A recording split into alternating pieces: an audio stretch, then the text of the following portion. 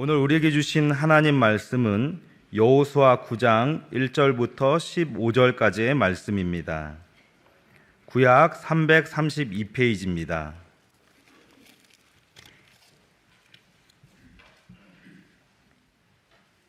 제가 봉독하겠습니다. 하나님의 말씀입니다. 2일 후에 요단 서쪽 산지와 평지와 레바논 앞 대연안에 있는 헷사람과 아모리 사람과 가나안 사람과 보리스 사람과 히윗 사람과 여부스 사람의 모든 왕들이 이 일을 듣고 모여서 일심으로 여호수아와 이스라엘에 맞서서 싸우려 하더라. 기브온 주민들이 여호수아가 여리고와 아이에서 행한 일을 듣고 꾀를 내어 사신의 모양을 꾸미되 헤어진 전대와 헤어지고 찢어져서 기운 가죽 포도주 부대를 나귀에 싣고 그 발에는 낡아서 기운 신을 신고 낡은 옷을 입고 다 마르고 곰팡이가 난 떡을 준비하고 그들이 길갈 진영으로 가서 여호수아에게 이르러 그와 이스라엘 사람들에게 이르되 우리는 먼 나라에서 왔나이다. 이제 우리와 조약을 맺읍시다 하니 이스라엘 사람들이 히윗 사람에게 이르되 너희가 우리 가운데 거주하는 듯하니 우리가 어떻게 너희와 조약을 맺을 수 있으랴 하나 그들이 여호수아에게 이르되 우리는 당신의 종들이니이다 하매 여호수아가 그들에게 묻되 너희는 누구며 어디서 왔느냐 하니 그들이 여호수아에게 대답하되 종들은 당신의 하나님 여호와의 이름으로 말미암아 심히 먼 나라에서 왔사오니 이는 우리가 그의 소문과 그가 애굽에서 행하신 모든 일을 들으며 또 그가 요단 동쪽에 있는 아모리 사람의 두 왕들 곧 헤스본 왕 시온과 아스다롯에 있는 바산한 옥에게 행하신 모든 일을 들었음이니이다. 그러므로 우리 장로들과 우리 나라의 모든 주민이 우리에게 말하여 이르되 너희는 여행할 양식을 손에 가지고 가서 그들을 만나서 그들에게 이르기를 우리는 당신들의 종들이니 이제 우리와 조약을 맺읍시다 하라 하였나이다. 우리의 이 떡은 우리가 당신들에게로 오려고 떠나던 날에 우리들의 집에서 아직도 뜨거운 것을 양식으로 가지고 왔으나 보소서 이제 말랐고 곰팡이가 났으며 또 우리가 포도주를 담은 이 가죽 부대도 새 것이었으나 찢어지게 되었으며 우리의 이 옷과 신도 여행이 매우 길었으므로 낡아졌나이다 한지라. 무리가 그들의 양식을 취하고는 어떻게 할지를 여호와께 묻지 아니하고 여호수아가 곧 그들과 화친하여 그들을 살리리라는 조약을 맺고 회중 족장들이 그들에게 맹세하였더라. 아멘. 네, 우리 성도님들 지난 한 주간 동안 잘 지내셨습니까? 네,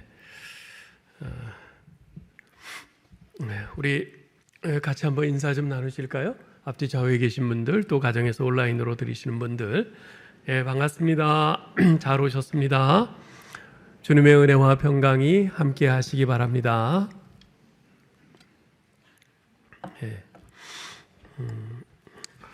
오늘은 눈으로만 보고 행한 실수라는 제목으로 말씀을 전하겠습니다.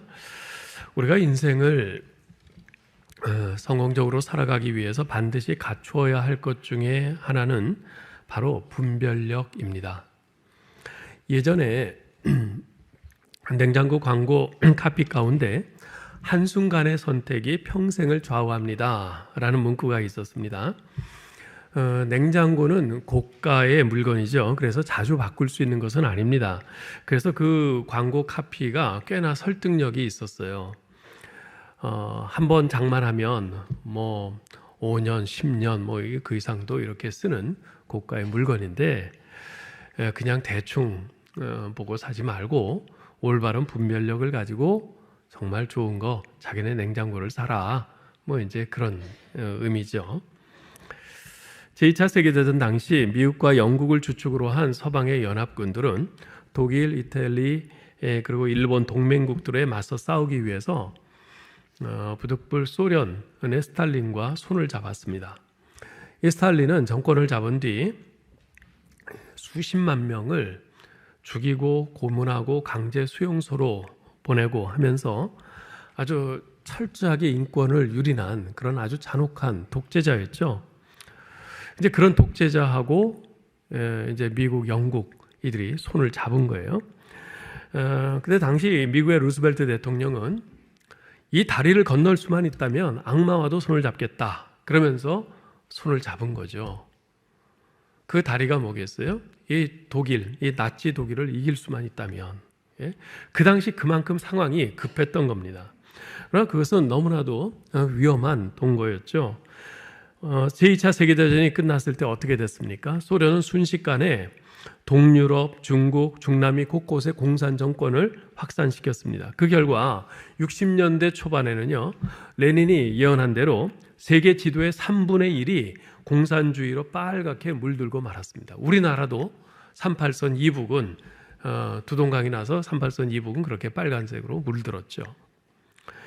우리 인생에서도 한순간 올바른 분별력을 잃고 손을 잡지 말아야 할 상대와 손을 잡았다가 나중에 두고두고 후회하고 뼈아픈 대가를 치르는 경우가 참 많습니다. 오늘 본문인 여호수아 9장은요, 우리에게 바로 그것을 교훈하고 있습니다. 이스라엘이 여리고성과 아이성을 점령하고 계속 진군해 오자 그 소식을 들은 가나안의 7 족속들은 제각각 홀로 맞서서는 승산이 없다고 판단을 했습니다. 그래서 서로 동맹을 맺고 이스라엘과 맞서 싸우고자 연합군을 결성하죠. 그런데 그 중에 그 가나안 7 족속 중에 히위 족속에 속한 기브온 주민들만은 생각이 달랐습니다. 그들은 가나안 족속들이 동맹에 참여하지 않고 오히려 이스라엘과 화친을 맺으려고 시도했습니다. 자, 그런데 그들이 이스라엘과 화친을 맺는 데는 한 가지 커다란 장벽이 있었어요. 그것은 이스라엘의 하나님 여호와께서 이스라엘에게 명하시기를 가나안 족속과는 절대 화친을 맺지 말고 그들을 모두 진멸하라고 하셨기 때문입니다. 여러분, 신명기 7장 1절로 3절을 우리 같이 한번 읽어보겠습니다. 내 하나님 여호와께서 너를 인도하사 내가 가서 차지할 땅으로 들이시고 내 앞에서 여러 민족 헷 족속과 기르가스 족속과 아모리 족속과 가나안 족속과 브리스 족속과 히위 족속과 여부스 족속 곧 너보다 많고 힘이 센 7 족속을 쫓아내실 때에 내 하나님 여호와께서 그들을 내게 넘겨 내게 치게 하시리니 그때 너는 그들을 진멸할 것이라.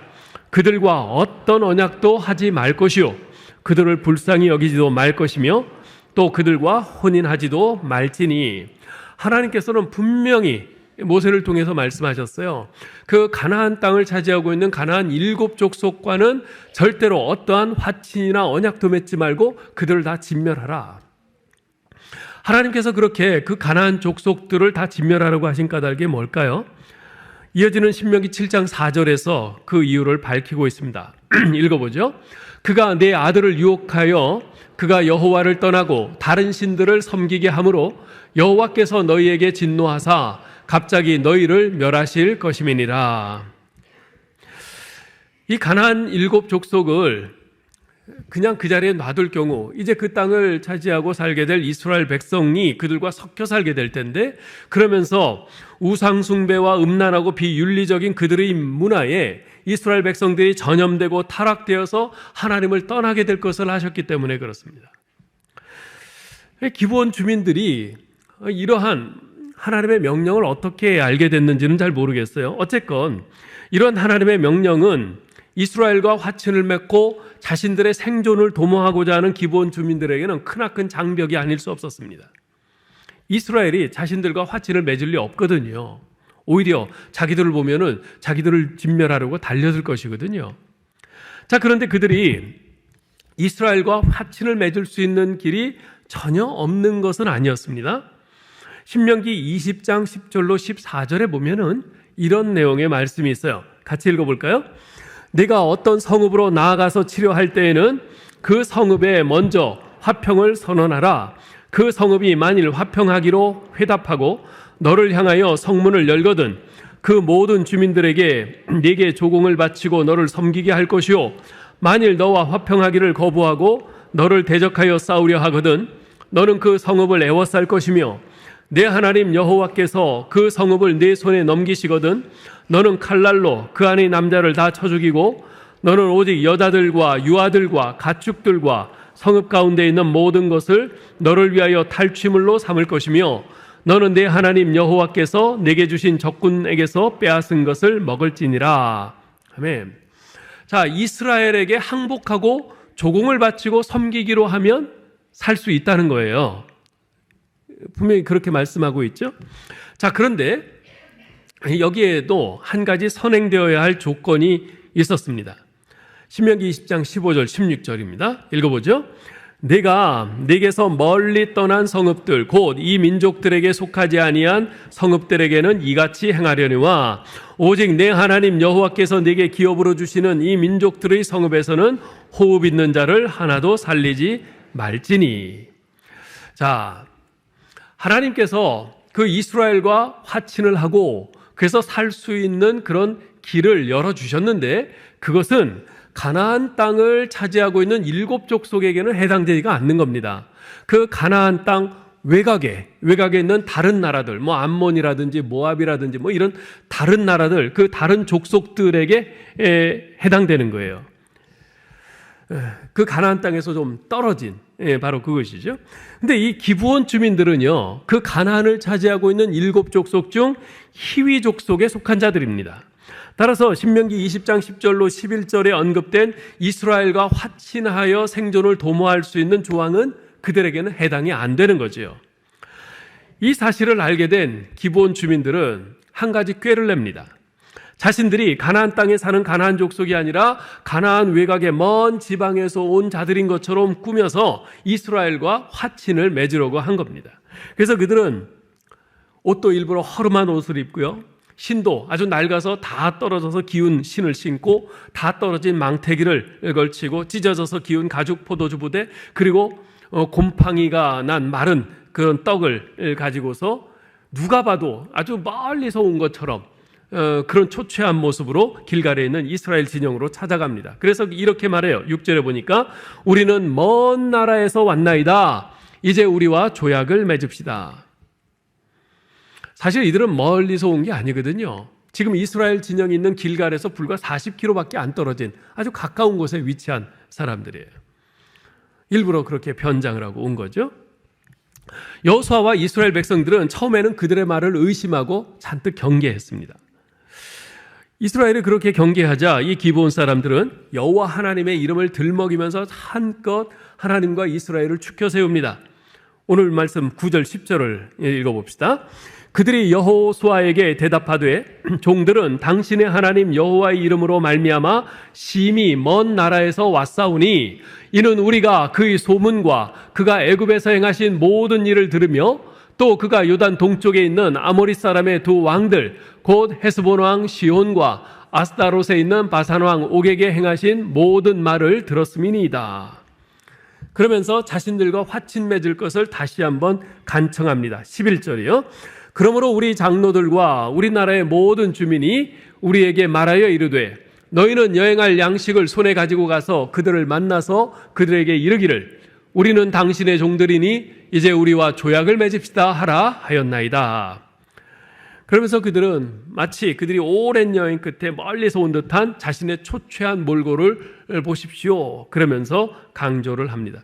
바로 거기에 여호수아와 이스라엘 족장들이 깜빡 속아 넘어가서 그들과 화친 조약을 맺고 말았지요.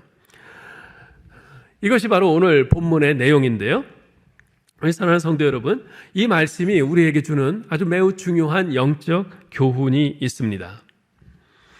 그것은 서두에 말씀드린 그 분별력과 관련된 교훈입니다. 에베소서 6장에서 말씀하고 있듯이 우리 신자의 삶이란 매일 매 순간이 우리의 대적인 사탄과의 영적인 전투입니다. 보이지 않지만, 눈에 보이지 않지만 사탄은 매일 매 순간 우리를 넘어뜨리기 위해서 온갖 괴계를 일삼고 있고 우리는 거기에 맞서서 싸우고 있는 그런 형국입니다. 자, 그런데 사탄은요, 언제나 원수의 모습으로만 우리가 쉽게 알아차릴 수 있는 그런 모습으로 우리에게 공격해오지는 않습니다. 오히려 사탄은 위장해서 신자를 속이는 방식을 더욱 잘 사용합니다. 어떤 때는 친구로 가장해서 오기도 하고요. 어떤 때는 광명의 천사의 모습으로 옵니다.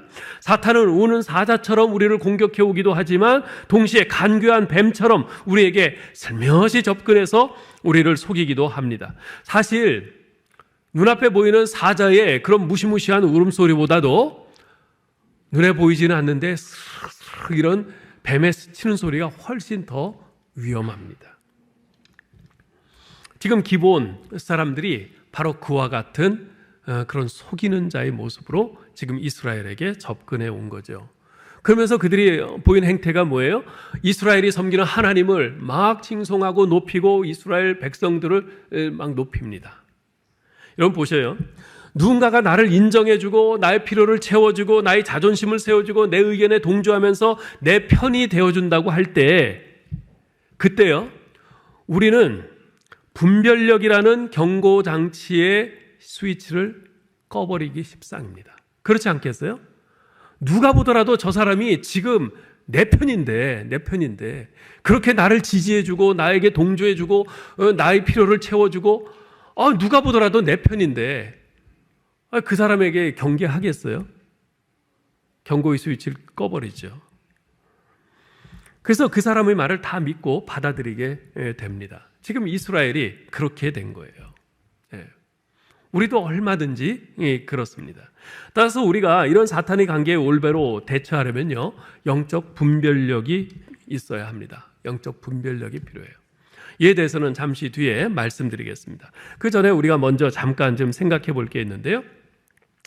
어쨌건 이 기브온 사람들은 지금 그 관계를 통해서 교묘한 꾀로 결국은 진멸당하지 않고 목숨을 부지하지 않습니까?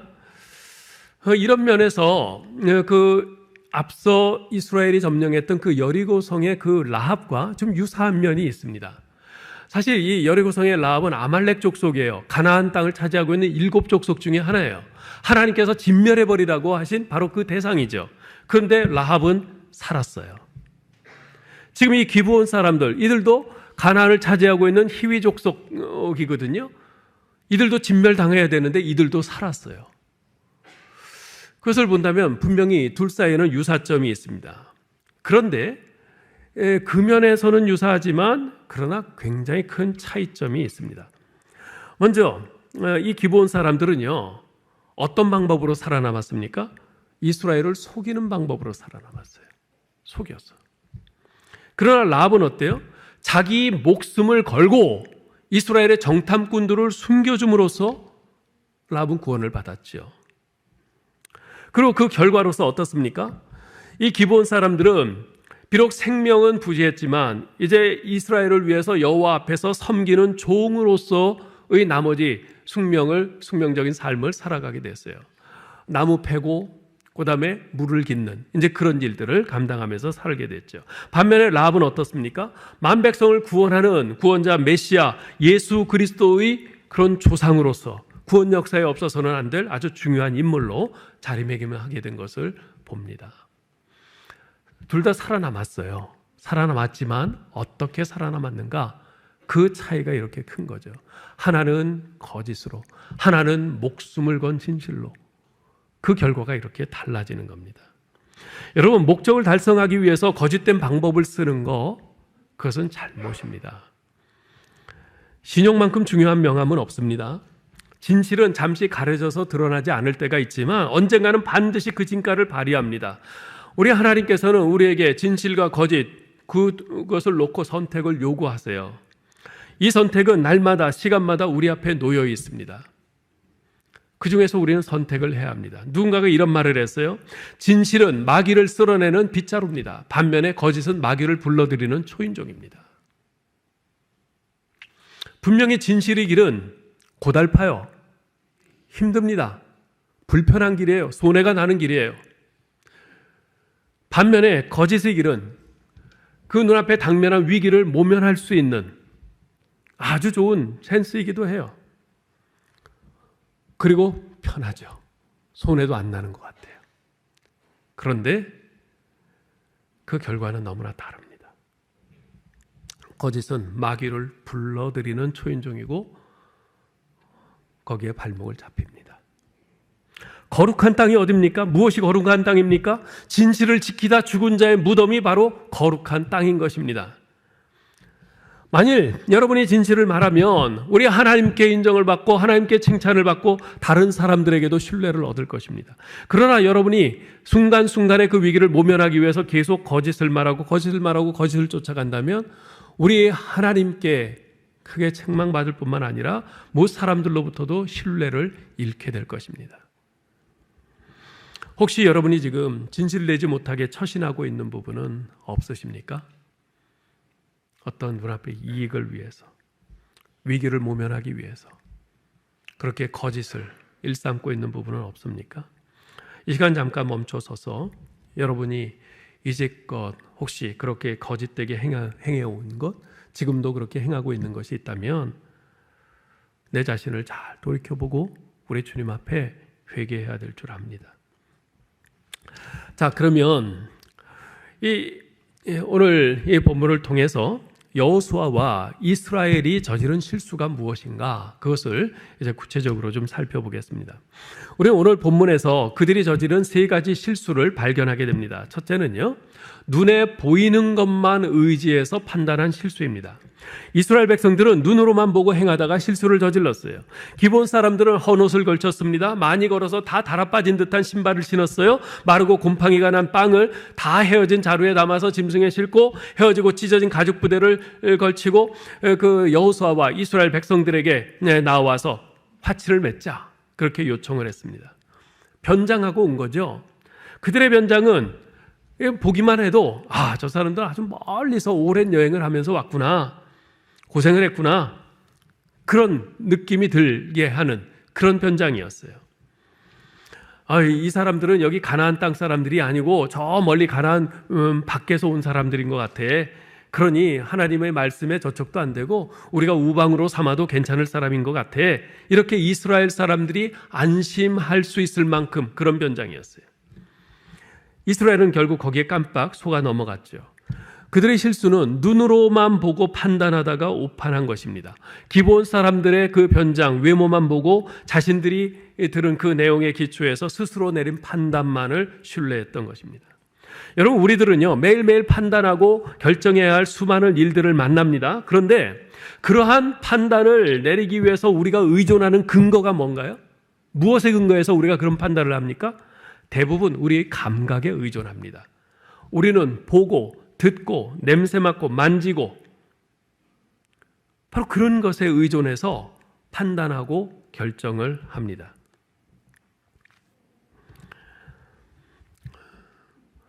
우리 젊은 청년들, 이제 한참 이제 앞으로 결혼할 배우자들을 이제 구하고 이제 그래야 될 텐데요.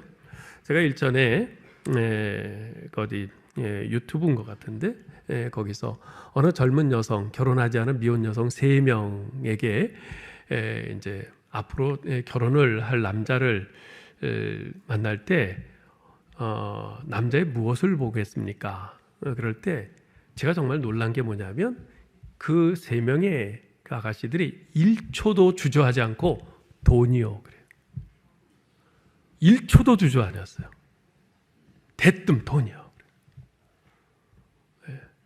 남자들에게도 질문했어요. 결혼하지 않은 남자들에게 여자의 무엇을 봅니까? 얼굴이요. 그래서 제가 속으로 생각했어요. 돈이 깡패고 얼굴이 깡패다.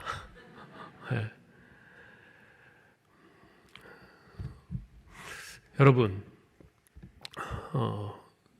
그것만 보고, 눈에 보이는, 겉으로 보이는 그것만 보고 판단하다가 정말 불행한 결혼 생활을 한 사람들이 얼마나 많은지 몰라요. 우리 이 자리에 있는 우리 아직 결혼하지 않은 청년들 잘 생각하셔야 됩니다.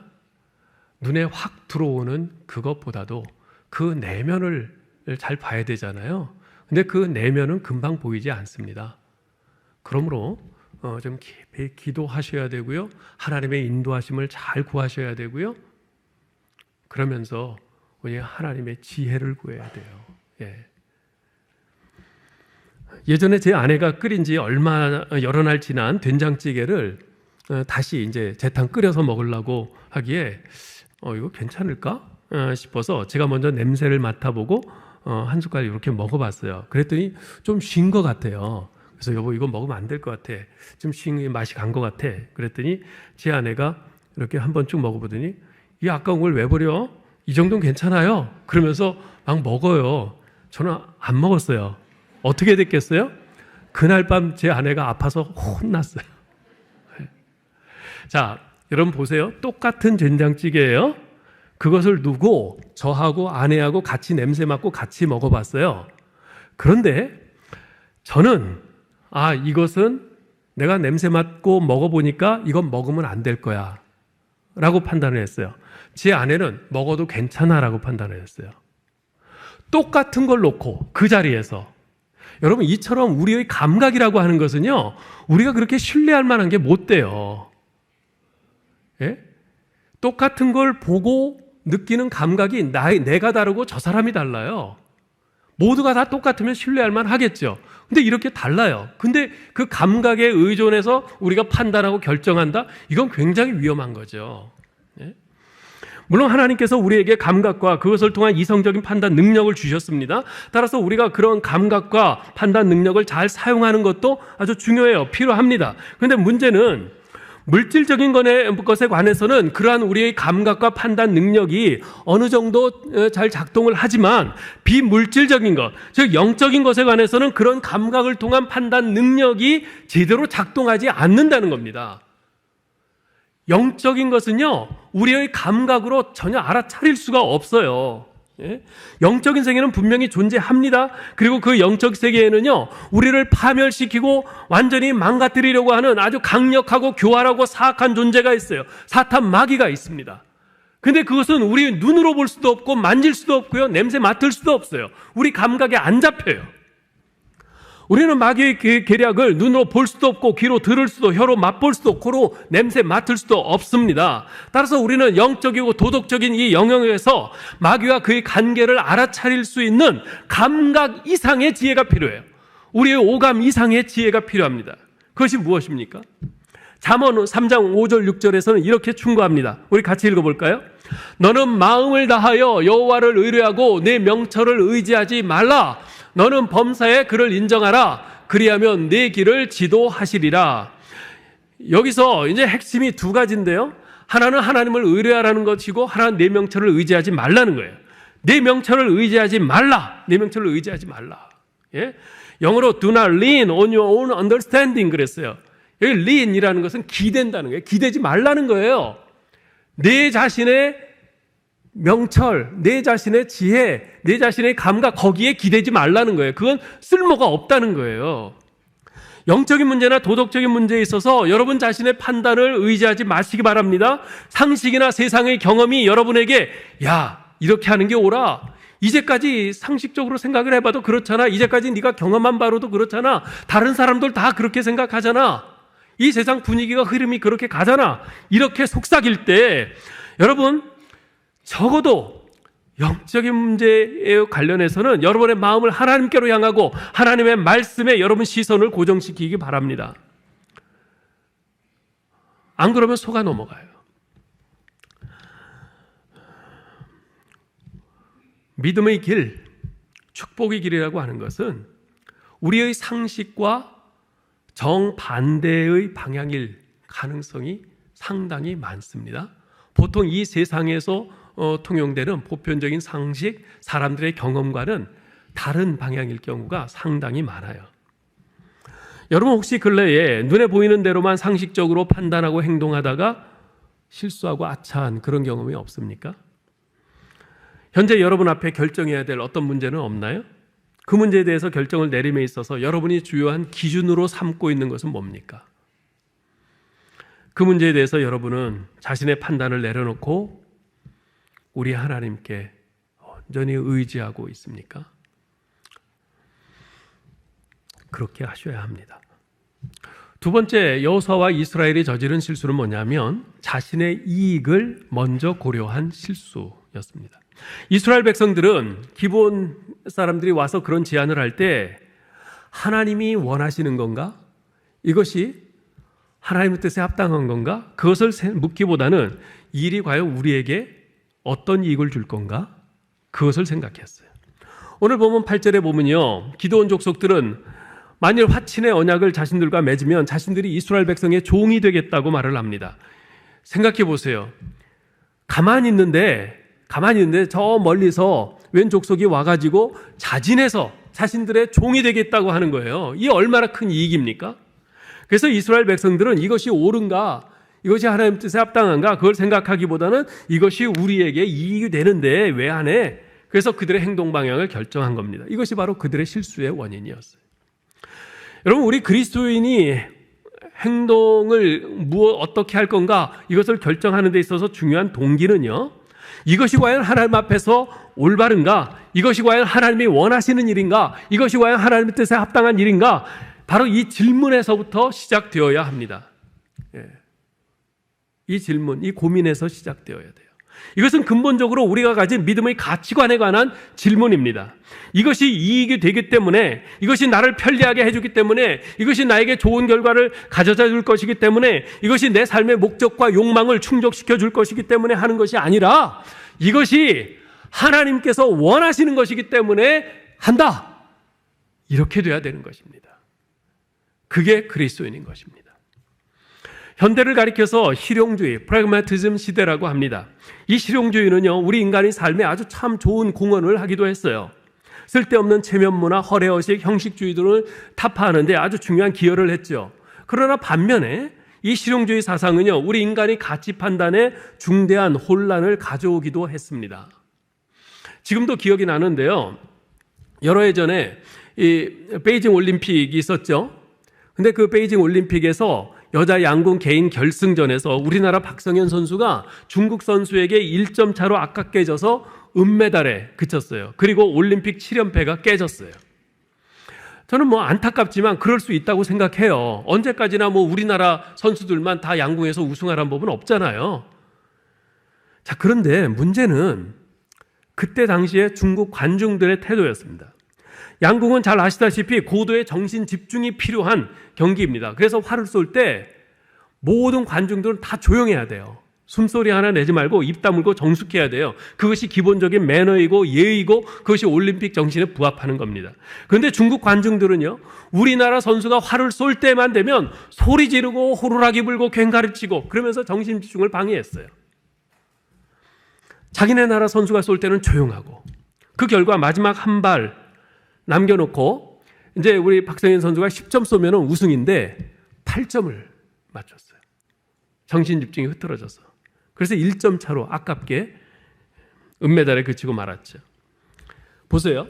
자기 나라 선수가 금메달만 딸 수 있다면 올림픽 정신이고 뭐고 매너고 예의건 다 팽개치고 어떻게든 상대 선수를 방해하겠다. 그렇게 해서라도 금메달을 따겠다. 이런 잘못된 실용주의, 어떻게든 이득을 얻겠다. 이런 잘못된 실용주의가 그 당시 중국 관중들의 머릿속을 꽉 채우고 있었던 거죠.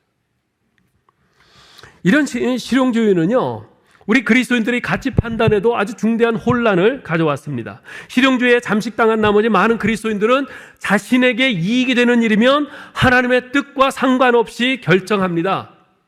그러면서 하나님을 내세웁니다. 그냥 한번 기도했다는 거죠. 기도했다는 거죠. 기도했으면 그 문제에 대해서 하나님께서 뭐라고 말씀하시는지 하나님의 응답을 듣기까지 기다려야 되는데, 그냥 일단 난 기도했으니까 내 할 바는 다 했다. 그러고선 그 다음에는 자기 욕망대로 행하는 겁니다. 그 밑바닥에는 가룟 유다처럼 자신의 이익과 욕심이 있는 거죠. 예컨대 여러분, 헌금을 왜 하십니까? 그것이 올바르기 때문에 하는 겁니까?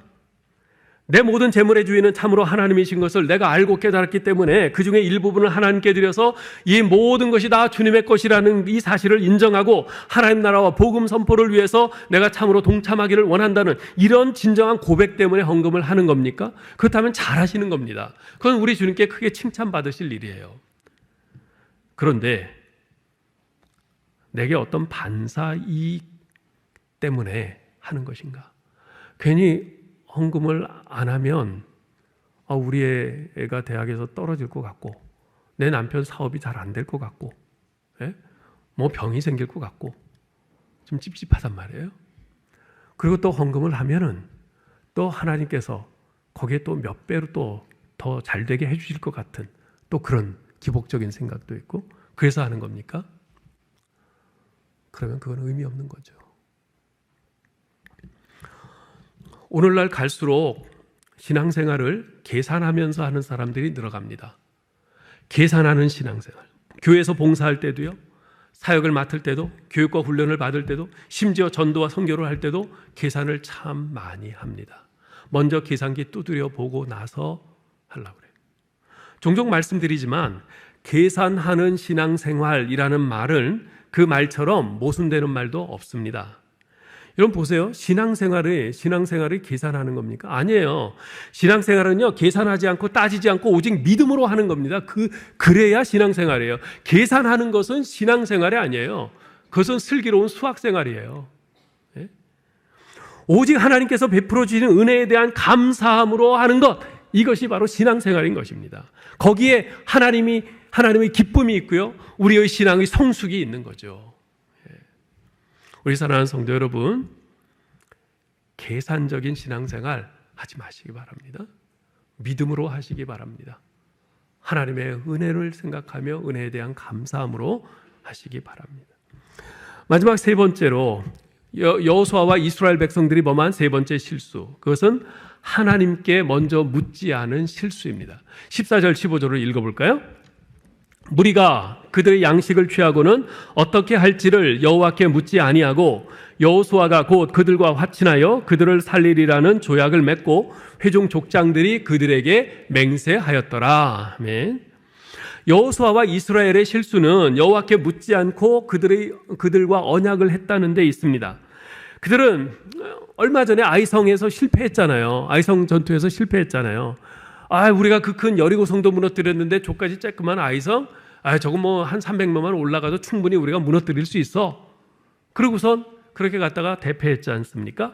그 일이 먼 옛날 얘기가 아니에요. 불과 얼마 전 일이에요. 아직도 생생하게 기억 속에 남아 있습니다. 그럼에도 불구하고 이들은 하나님의 지혜를 구하지 않고 하나님께 기도하지 않고 이방 민족과 덜컥 언약을 맺었어요. 앞서 여리고성과의 싸움에서는 어땠습니까? 그 큰 여리고성, 견고한 여리고성을 보면서 하나님 앞에 기도했어요. 열심히 기도했어요. 하나님께 어떻게 해야 할지를 물었습니다. 그리고 아이성과의 전투에서 한번 패배를 경험한 그 다음에도 그들은 다시 하나님 앞에 엎드려서 진지하게 기도하면서 하나님의 인도를 구했죠. 그런데 여기 이 기브온 사람들이 아주 혹할 만한 그런 조건을 가지고 화친을 요청해 오자 이스라엘 백성들은 하나님께 묻지도 않고 기도하지도 않고 의논하지도 않고 결정을 서둘러 내렸어요. 그런데 기브온 거민들과 화친을 맺은 지 사흘이 지나서 이스라엘 백성들은 자신들이 속은 것을 알죠. 18절에 보면요, 백성들은 자신들이 속았음을 알고 족장들을 원망합니다. 그런데 18절에 이렇게 말하고 있어요. 회중이 다 족장들을 원망하였다 그래요. 자, 이 사실을 볼 때 여호수아가 즉흥적으로 혼자 결정을 내린 것이 아님을 알 수 있습니다. 여호수아는 적어도 이스라엘의 족장들과 같이 의논했어요. 다른 리더십들과 같이 의논해서 결정한 것으로 보입니다. 그건 잘한 거죠. 그런데 정작 중요한 것이 빠졌어요. 뭐죠? 하나님과 의논하는 게 빠졌어요. 예? 이스라엘의 지도자로서 이 중요한 일을 그 누구보다도 먼저 하나님과 의논했어야 했는데 그것이 빠진 겁니다. 여러분 보세요. 비록 행정적으로 정치적으로는 문제가 없을지 모르겠어요. 왜냐하면 다른 리더들과 같이 의논했으니까. 그러나 신앙적으로 볼 때는 가장 중요한 핵심이 빠진 거죠. 결국 하나님께 영광이 되지 못하는 겁니다. 공동체에 유익을 끼치지 못하는 겁니다. 여러분, 우리는요, 큰 문제에 대해서는 하나님 앞에 곧잘 기도합니다.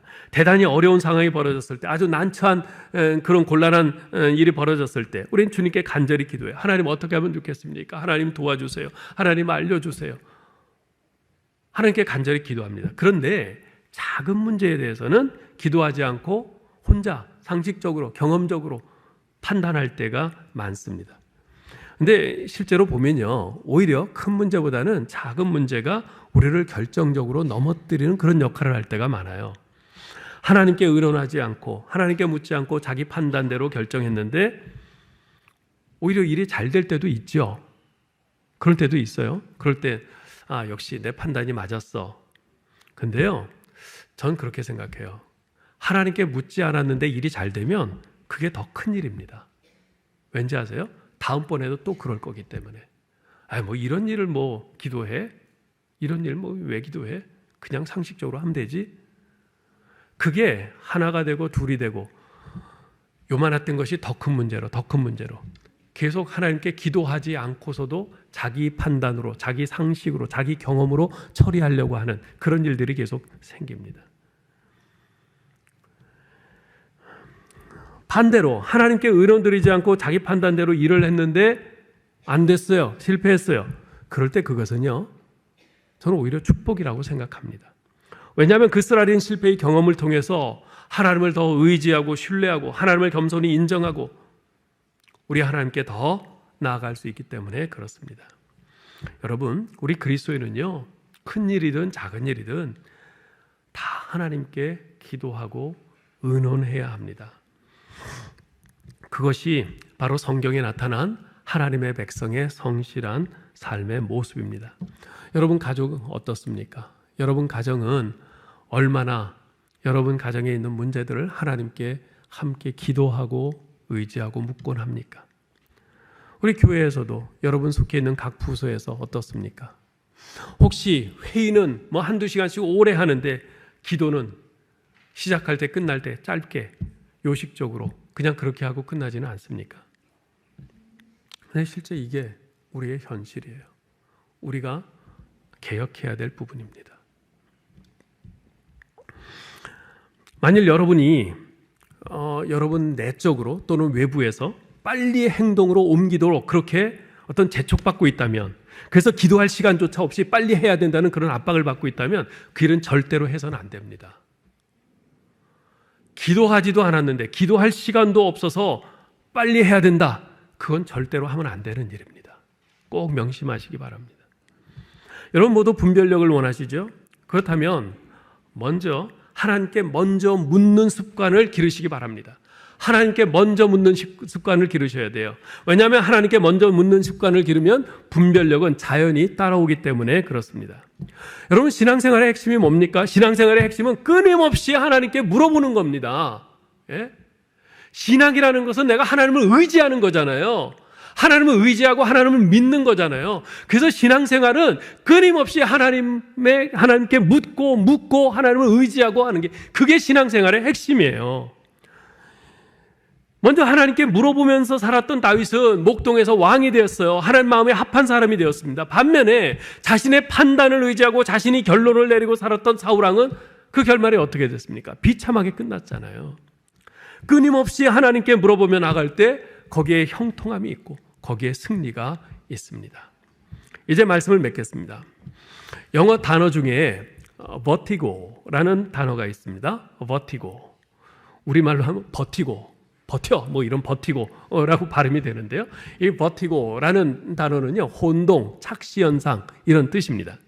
근데 이 버티고 현상은요, 주로 전투기 조종사들에게 많이 나타난다고 그래요. 이 전투기는 마하, 음속을 뛰어넘잖아요. 마하 1, 마하 2, 마하 3, 음속의 몇 배 되는 그런 속도로 빨리 비행한단 말이에요. 그렇게 빨리 비행하다 보면 그 빠른 비행기 안에 있는 조종사는요, 인체의 그 평형기관의 감각이 흐트러집니다. 혼란을 일으켜요. 네. 이렇게 가만히 있을 땐 정상인데 갑자기 휙 달리면, 그것도 보통 빠르기가 아니라 음속의 몇 배 되는 빠르기로 이렇게 휙 가면요, 멍해지는 거예요. 위아래가 막 출렁이고 바뀌는 겁니다. 예를 들면 하늘이 바다 같고 바다가 하늘 같게 보인다고 그래요.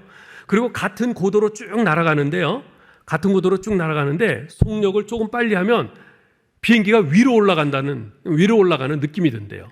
그리고 같은 고도로 가는데 속력을 좀 줄이면 비행기가 아래로 추락하는 것 같은 느낌이 든대요. 예. 그래서 종종 전투기들이 추락해서 조종사들이 죽는 뉴스가 좀 나오잖아요. 그런 게 그런 것 때문이에요. 일반 여객기는 속도가 훨씬 느리기 때문에 그래도 좀 덜 그런데, 이것이 이제 버티고 현상입니다. 그래서 이 착시 현상을 일으키는 이 시각이나 느낌에 의존해서 비행하다가 자신도 모르게 순간적으로 추락해서 죽는 거죠. 이런 버티고 현상을 극복할 수 있는 방법이 하나 있는데, 그게 뭔지 아세요? 그건 바로 비행기의 계기판을 보는 거예요. 계기판을 보는 거예요. 왜냐하면 계기판은 거짓말을 안 하거든요. 기계는 거짓말을 안 해요. 내가 막 빨리 비행을 할 때 이거 위로 올라가는 것 같은데, 이거 올라가는 것 같은데, 그런데 계기판을 보면 안 그런 거예요. 평행고도로 똑바로 가는 거예요. 그 계기판을 보아야 사는 거예요. 이런 버티고 현상은요, 우리 신앙생활에서도 종종 나타납니다. 소위 영적 버티고 현상입니다. 초신자일 때는요, 교육자들의 그 가르침에 잘 따라요. 그러다가 신앙의 연조가 많아지면 교육자들의 말을 듣기는 듣지만 덜 들어요. 하나님의 말씀보다 자신 신앙생활의 경험, 이 느낌, 이런 것을 더 따르려고 하는 그런 경향들이 있습니다. 그러나 그것은요, 여호수아와 이스라엘 백성이 범한 이 실수를 재현하는 그런 길입니다. 전투기 조종사가 이 버티고 현상을 극복하기 위해서는 오직 계기판을 주목해야 하듯이 자기의 시각이나 자기의 느낌이 아니라 계기판을 주목해야 하듯이 우리가 영적 버티고 현상을 극복하기 위해서는 오직 하나님의 말씀에 시선을 고정시켜야 합니다. 영적인 문제나 도덕적인 문제에 있어서 여러분 절대로 여러분 자신의 판단을 의지하지 마시기 바랍니다. 상식이나 세상의 경험이 여러분에게 야 이렇게 해야 돼, 딴 사람들도 다 그래, 이제까지 경험을 통해서 너도 알잖아, 상식적으로 이게 맞잖아, 그러면서 속삭일 때 여러분의 마음을 먼저 하나님께 향하고 여러분의 시선을 먼저 하나님 말씀에 고정시킬 수 있기를 바랍니다. 그리고 여러분 자신의 이익을 먼저 생각하지 마세요. 이렇게 하는 게 나한테 얼마나 이익이 될까? 그걸 생각하지 마시고 이것이 과연 하나님 앞에서 옳은 것인가? 하나님이 원하시는 것인가? 이것을 치열하게 고민하시길 바랍니다. 무엇보다도 우리의 선한 목자요 인도자가 되시는 주님께 먼저 무릎 꿇고 물으시기 바랍니다. 여러분이 하나님을 절대로 신뢰해서 하나님께 묻는다면 여러분이 어떻게 해야 할지에 대해 분명한 방향을 제시해 주는 것은 하나님의 책임이에요. 그렇지 않겠어요? 난 하나님 말씀 믿고 하나님 신뢰하고 의지해서 하나님께 물었는데 그것에 대해서 답해 주시지 않으면 그건 하나님 책임이죠. 근데 하나님께서는 분명히 말씀하셨어요. 너희가 전심으로 나를 찾고 찾으면 내가 너희를 만나리라. 너희가 나에게 구하면 내가 응답하리라. 하나님께서 분명히 약속하셨습니다. 하나님께서는 우리가 행동할 시기가 다가올 때 우리에게 분명한 당신의 뜻을 알려주실 것입니다. 이제 마지막으로 이사야 49장 23절 말씀을 읽고 마치겠습니다. 우리 같이 한번 읽죠. 나 여호와를 바라는 자는 수치를 당하지 아니하리라. 다시 한번요. 나 여호와를 바라는 자는 수치를 당하지 아니하리라. 하나님을 신뢰하고 하나님을 의지하고 하나님을 바라면서 하나님께 묻고 간구하는 사람, 그 사람은 하나님께서 부끄럽게 하지 않으신다는 거예요. 반드시 응답하시고 인도하신다는 겁니다. 이 말씀을 믿으십니까? 아멘. 네, 기도하겠습니다.